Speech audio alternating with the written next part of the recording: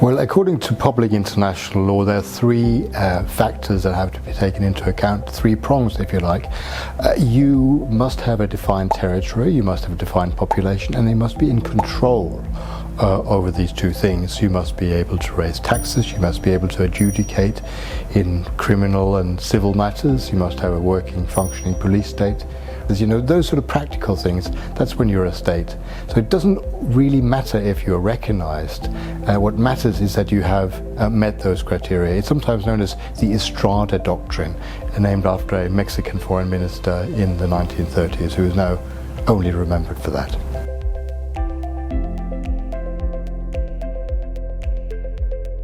So we've had an increase in about 400% in the number of countries that have been established in the last 100 years.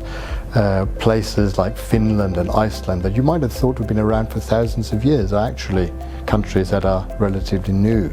And new countries keep emerging. There's a possibility of an independence referendum in Scotland.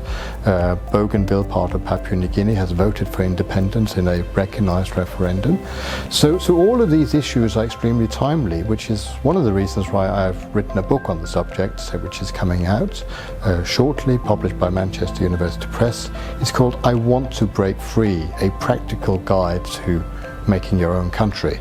And this practical guide is sort of a how-to-do-it book, a DIY book for would-be secessionists or independistas. So complete with sort of Gantt charts, it shows what you need to do to make an independent state, that you have to create a story to rally around, you have to overcome the legal issues of having control over the territory. You have to draw up a constitution, you need to find out if you're using the same currency and how you're going to pay your way in the world. So if you are interested in the subject, and more so if you want to create your own independent state, or indeed if you want to stop other people creating an independent state, then reading this book will give you insights into the minds of those who create independent states, and maybe those who try to avoid it.